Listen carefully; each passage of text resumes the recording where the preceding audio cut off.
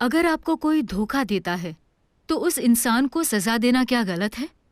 या ये मान लेना चाहिए कि एक दिन उसे इसकी सजा मिलेगी? लेकिन उसे सजा मिलनी ही चाहिए।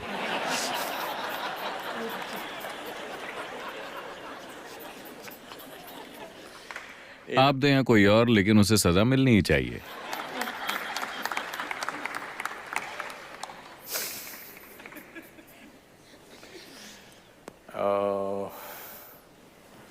आमतौर पर आप लोगों को किस तरह की सजा देती हैं?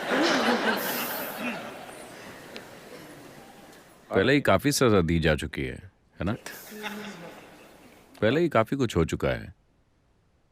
चिल्लाना, चिड़चिड़ाना, बात ना करना, हर चीज हो चुकी है। तो आप और कौन सी सजा देना चाहती हैं? आपकी दिक्कत यह है कि दूसरी तरफ कोई पछतावा नहीं है। दूसरी तरफ कोई पछतावा नहीं है क्योंकि लोग वो कर रहे हैं जो वो करना चाहते हैं, वो नहीं जो आप चाहते हैं कि वो करें, हमेशा। और हो सकता है कि वो आपके हित में ना हो, लेकिन वो जो करना चाहते हैं वो कर रहे हैं। ये सही है या गलत, मैं इसकी नैतिकता में नहीं जा रहा हूं। मैं चाहता हूं कि आप स्थिति को ठीक से समझें। कोई इंसान वो कर रहा है जो वो करना चाहता है। अब आपके हिसाब से उसे सजा मिलनी चाहिए। शायद उन्होंने कोई कानून नहीं तोड़ा है, वरना उन्हें वैसे भी सजा मिल जाएगी।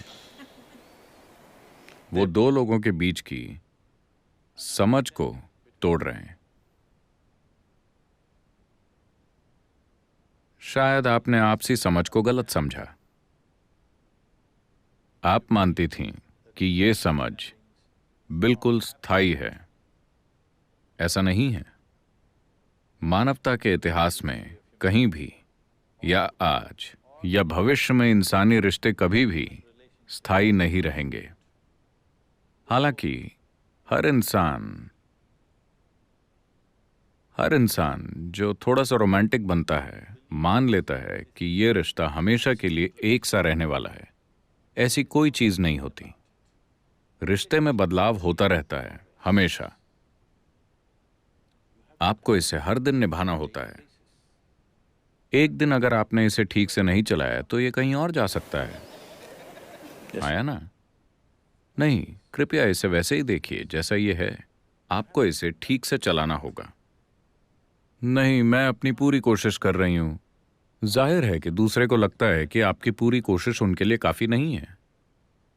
मैं चाहता हूं कि आप इसके साथ समझौता करें। ये इस बारे में नहीं है। मैं ये नहीं कह रहा कि वो जो कर रहे हैं वो सही है या गलत। ये मेरे कहने की चीज नहीं है। मैं बस इतना कह रहा हूं कि लोग सदियों से ऐसे ही पेश आते रहे हैं और अब भी हैं। मैं कह रहा हूं कि सबसे पहले आपको ये समझना होगा कि रिश्ते कभी भी एक से नहीं होते। कुछ चीजें बदलती रहेंगी। आपको करतब करते रहना होगा। अगर आप 5 गेंदों से करतब कर रहे हैं तो कभी कभी एक गिर जाएगी। इसके लिए काफी हुनर और ध्यान की जरूरत होती है। हाँ या नहीं? आप में से कई लोग शादीशुदा हैं। क्या ये हुनर और ध्यान नहीं मांगती? अगर आप ध्यान नहीं देते तो आपको पता भी नहीं चलेगा कि क्या हो रहा है। इस पर बहुत ध्यान देना पड़ता है ना? अभी अभी किसी ने मुझे यूरोप के एक देश से फोन किया। सदगुरु, मैं बस घर के काम कर रही हूं, मुझे आकर बचाइए। मुझे यहां से अपने आश्रम ले जाइए, मैं बस घर के काम कर रही हूं। वो बर्तन वगैरह धो रही है। वो बहुत अमीर है, लेकिन उसके 4 बच्चे हैं।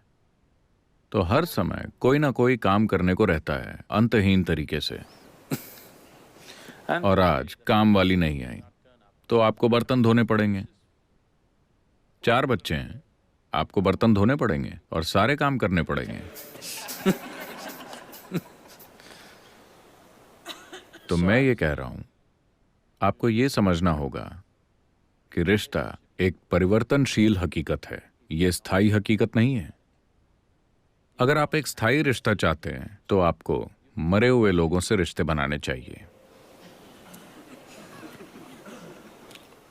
यही कारण है कि ज्यादातर लोग भगवान को चुनते हैं, क्योंकि वो रिश्ता स्थायी होता है। आप जैसे चाहें इसे संभाल सकते हैं। अगर आपने उनके बारे में 10 दिन तक नहीं सोचा और 11वें दिन आप उनके बारे में सोचते हैं, वो फिर भी वहीं होंगे। आप वैसा अपने पति या पत्नी या किसी और के साथ कीजिए, तब कुछ और होगा। आप कहीं चले गए, व्यस्त हो गए, भगवान को 3 साल तक भूल गए, आप फिर से सोच सकते हैं, तब भी वहीं होंगे।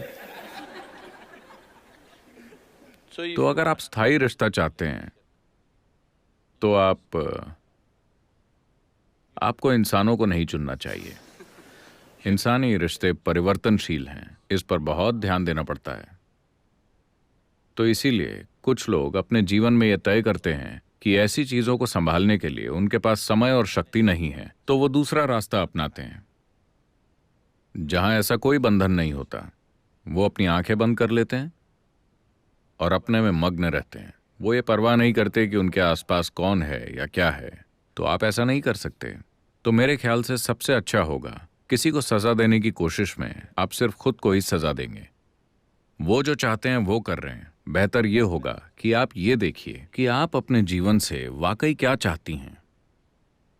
आपको उनके साथ प्रतिक्रिया करने और उनके जैसी बेवकूफ़ी भरी चीज़ें करने की ज़रूरत नहीं है। आपको बस बैठकर इस पर गौर करना होगा। जब आपके भ्रम टूट जाते हैं, अभी आपके भ्रम टूट गए, ये बहुत अच्छी बात है। अगर आपके भ्रम टूट गए हैं तो इसका मतलब है कि जीवन आपको हकीकत के करीब ला रहा है ना? तो ये आपके लिए एक मौका है बैठकर ये देखने का कि मेरे जीवन की प्रकृति क्या है। देखिए, जीवन का ये अंश जीवन का एक संपूर्ण अंश है कि नहीं? क्या ये आधा जीवन है? आप आधा जीवन है या पूरा जीवन? पूरा जीवन। तो फिर ये इतना अधूरा क्यों महसूस करता है कि इसे एक दूसरे इंसान की जरूरत होती है इस जीवन को भरने के लिए? ऐसा क्यों है? इस पर गौर करने का यही मौका है ना? अगर ये पूरा जीवन है तो ये अपने आप में संपूर्ण है, लेकिन अभी आपने इसे इस तरह से बना दिया है कि ये उसके और उसके और उसके बिना नहीं रह सकता। तो कहीं ना कहीं ये एक अधूरा जीवन है, या कम से कम इसको अपनी प्रकृति की पूर्णता का एहसास नहीं हुआ है ना? This is a complete piece of life, packed with creator and creation together. Very great combination. ये जीवन का एक संपूर्ण अंश है जो सृष्टा और सृष्टि दोनों से भरा हुआ है। एक अद्भुत जोड़ी। जब जीवन आपके दरवाजे पर इस तरह दस्तक दे रहा है, ये अपने भीतर गहराई से देखने का समय है, न कि किसी दूसरे के साथ प्रतिक्रिया करने और उन्हें सबक सिखाने का। किसी दूसरे को सजा देने से आपका जीवन रूपांतरित नहीं होने वाला। ये आपके जीवन को किसी भी तरह से सुंदर नहीं बनाने वाला। आपको 2 दिनों के लिए एक घटिया संतोष मिलेगा, उसके बाद आप उसके लिए भी अपराध बोध महसूस करेंगी। हाँ, शुरुआत में जब ये भावना तीव्र होती है आपको संतोष मिलता है, लेकिन बाद में जब आप पीछे मुड़कर देखती हैं आपको खुद पर शर्म आएगी। तो उस रास्ते पर मत जाइए। ये एक मौका है, कोई आपके लिए एक आध्यात्मिक आयाम खोल रहा है। वाकई कोई आपको यह एहसास दिला रहा है कि ये सब चीजें कितनी नाजुक हैं। वो आपको धोखा दे सकते हैं, वो भाग सकते हैं, वो तलाक दे सकते हैं, या वो मर सकते हैं, है ना? अगर वो मर जाते हैं तब आप ये नहीं सोचेंगे कि उसने मुझे धोखा दिया। क्या आप सोचेंगी? नहीं। लेकिन चाहे जो हो, आपको वंचित किया गया है ना? महत्वपूर्ण बात यह है कि आप किसी चीज से वंचित हो गई हैं। उसने ये कैसे किया, सवाल ये नहीं है। चाहे मौत से या तलाक से या धोखे से, या आप इसे जो भी कहें, पर मूल रूप से आप वंचित हो गई। आपको सिर्फ इसलिए वंचित किया जा सकता है क्योंकि आप ये विश्वास करने के भ्रम में हैं कि ये एक अधूरा जीवन है और इसे कहीं से दूसरे आधे हिस्से की जरूरत है। नहीं, ये एक संपूर्ण जीवन है।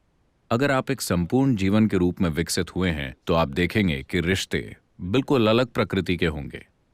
तब ये साथ आने और साझा करने जैसा ज्यादा होगा, न कि निचोड़ने जैसा। इसे रूपांतरित होना होगा। अगर रिश्ते को रूपांतरित होना है तो आपको रूपांतरित होना होगा। ये एक जबरदस्त मौका है जो किसी ने आपको दिया है। ये कहना बंद कीजिए कि किसी ने मुझे धोखा दिया है। बस ये कहिए कि मुझे कोई भ्रम की अवस्था से परम सत्य की ओर धकेल रहा है। हमें उस व्यक्ति को धन्यवाद देना चाहिए।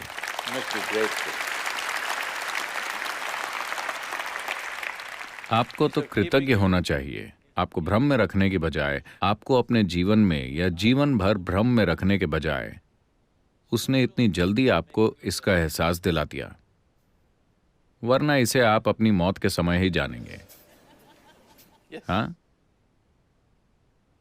जब आप मरने वाली होंगी, मुझे डर लग रहा है, तुम मेरे साथ क्यों नहीं आते, वो कहेंगे नहीं। तो आखिरी पल में जानने से बेहतर है इसे अभी जान लेना।